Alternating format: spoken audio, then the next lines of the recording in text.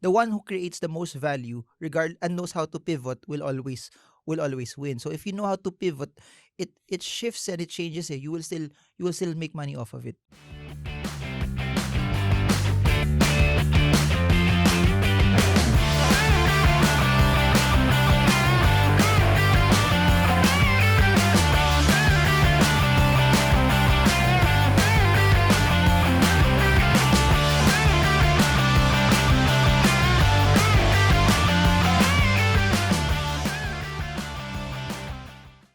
How much of an interest or a percentage is a good investment for you? 6% good already, 8%. Depende yun sa objective mo. If your objective is just to have cash flow, Mhm.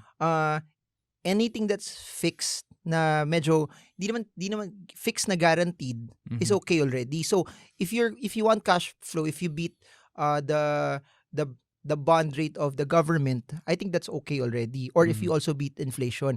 If Mhm. you're after growth, ibang story yun. The benchmark for a lot of people is the PSEI. So the PSEI last year was not as attractive. Mm. MP2 even beat the PSEI last Yeah. year. So my benchmark all the time will always be the PSEI, because that means that if I beat the PSEI, it means that I beat most of the mutual funds out there also. So Right. ganun lang. Kasi not all the time, kasi people have this misconception that the market will give me, kunyari naka 100% sila in 1 year, kala nila 100% ulit sila this year.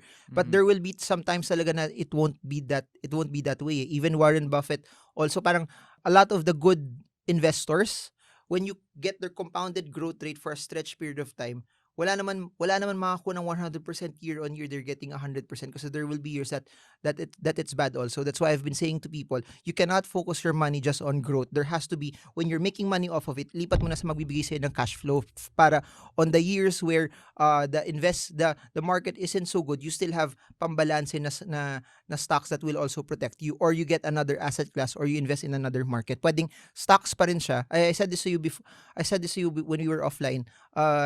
My US stocks were very, very good last year. The Philippine stocks were also okay, good. Pero since the US market, they've been hitting all-time highs, Mhm. nadamay din ako doon. Yung mga tech stocks, saka McDonald's did well last year. So Talaga. things like that.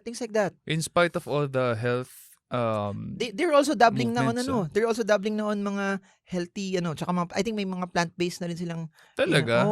kasi doon naman yung Wow. pivot na doon na rin yung Oh, pivot ng mga yeah. tao. People are waking up to a lot of cancer, no? And they're shifting, 'di ba, McCafe, they're also going Mhm. into the coffee shop space Mhm. also. So when we say McDonald's, it's not just the traditional McDonald's, although their bread and butter still is McDonald's, but I think they're also positioning already for the future. Parang similar to I was supposed to make a vlog about this, pero nasa ako noon, SM Aura. I went to National Bookstore.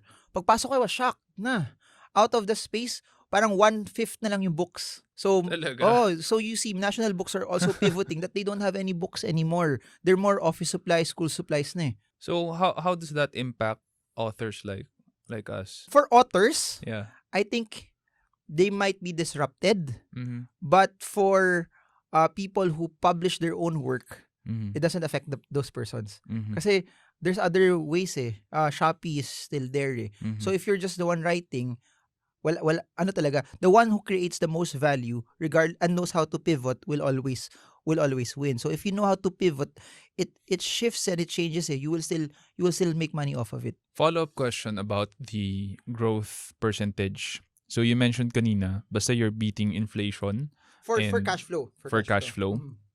So, and you're also a growth investor Mhm. plus cash flow investor. Mhm. Inflation is how much? 5%, 6%? No. Last year it was may time na below 1 pa siya, if I remember it correctly. So Yeah, inflation pero was for the entire year though, it's more than that, right? More than uh 1%. lesser than 5, lesser than 5. Lesser than 5. We're not if you're talking about 2018, it was Yeah, above 5, pero you're talking about 2019, sobrang baba niya last year. right. It was super all of all of the scary things about inflation noong 2018, Mhm. wala siya lahat ng 2019. Yung Right. naghinder lang sa market umakyat was number one, yung trade war, between the US and China, which Yeah. is something external. Then at the end of the year, lahat ng mga Manila Water, Maynila, Oo. napapasara ko kayo, ganun. So it had a contagion in the market, ganun siya. Grabe yun, apektado ako doon. So Yung stocks ko lahat bagsak. and hindi lang yun. It affected also the general things like that kasi may effect yun sa mga investors kasi foreign investors in particular Yeah. kasi yung laro doon Indonesia, Philippines, Thailand, Vietnam almost the same may ganito ka sa Philippines. Walang ganyan sa Vietnam. Saan ko lalagay pera ko? We have to look at it that way also. Sometimes it's not just us. There are other people around the world also that pwedeng paglagyan ng pera. Right. And foreign investors' money makes up majority of our PSEI. So with that, let's shift a little bit to Manila Waters and all of these water companies here. Do you think their contracts will be renewed? I don't know a lot of people are asking me that. This is not kasi connected na already on how the company performs This is something that is out of parang kumbaga kung meron kang outlier. It's an outlier kasi may kontrata Tapos tatanggalin mo yung kontrata So I don't know. So it could possibly go a couple of ways. Number one, you are thinking that 2022 someone else will win, safe sila, things will revert back to normal. You invest right now. If you think that hindi siya you want to wait for things to get better, you stay in cash right now and then you wait for the better disclosures to happen. Yeah. Or if you think it really won't get better, you better be in cash and put your money elsewhere. So that's how you can actually spin it. That's how you can actually analyze it also. Tapos yun I don't know, it's hard to see what will happen as of this point in time. Pero what I do know is this. Just looking at their earnings last year and this year, yung kontrata naman mag-end ng 2022 So MPI at 4.5 pesos was already grossly undervalued. At 4.5 nag-below 3 pesos siya last year At 4.5 pesos, MPI is, and I've been saying this in a lot of videos, MPI basically is Meralco, Maynilad, toll roads, hospitals. Add all of that up, that's the value of MPI. Pero ito yung interesting. Meralco alone in MPI is already worth 4.5 pesos. So, yung toll roads, yung hospitals, plus Maynilad is already all bonuses. Right. Yung scared lang yung mga tao is basically this. Hospitals, toll roads, Meralco, Maynilad, yung tatlong huli kong sinabi, all government regulated. So people are scared na baka after water, the electricity and the toll roads might come next also. So it's more of sentiment. Sentiment, fear, investors don't like uncertainty Yeah. Parang people like something that kung masama pero alam nilang masama kesa hindi nila alam yung mangyayari later on. Yun yung pinaka-fear ng lahat ng mga investors. So, yun. If you're basing it on pure valuations, you're basing it on the pure business model, at 3 pesos, 3.5, sobrang mura siya. Right.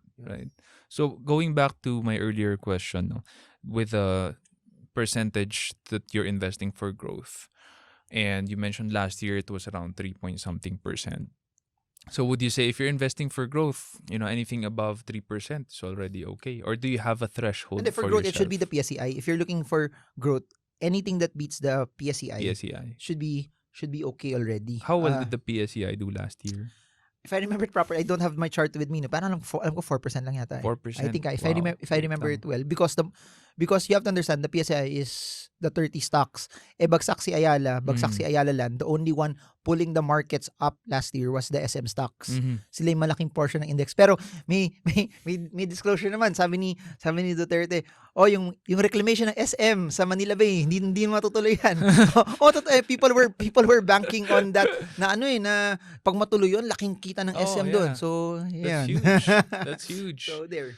To rephrase the question, which is 4%, so anything above 4% is already good enough for you. For that year, if the PSEI, kunyari, this year makes 30% and I make 25, I underperformed.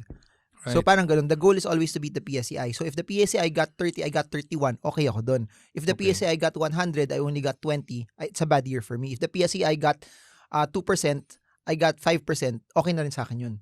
So it's not static to a specific percentage. It's all about kung anong kinita ng PSEI. There are people like me, and this is how I've seen it until today when we talked about this. when I read the book, Dave Ramsey's book, Total Money Makeover. He mentioned in that book that if Hindi ko you're nabasa yun. investing, di mo nabasa yun? Okay lang. Di mo na kailangan basahin Hindi, yun. okay lang. Yung binasa ko, CEO at 22, one of the best books, guys, that you can ever Nabasa mo read. naman. Nabigyan ako, guys. Comment below. So, this Dave Ramsey in his book says, anything that beats inflation, which is 6%, plus 2% for retirement, so that makes 8%, plus 4% for growth, which makes 12%. That's good for him. Okay. What do you think about that?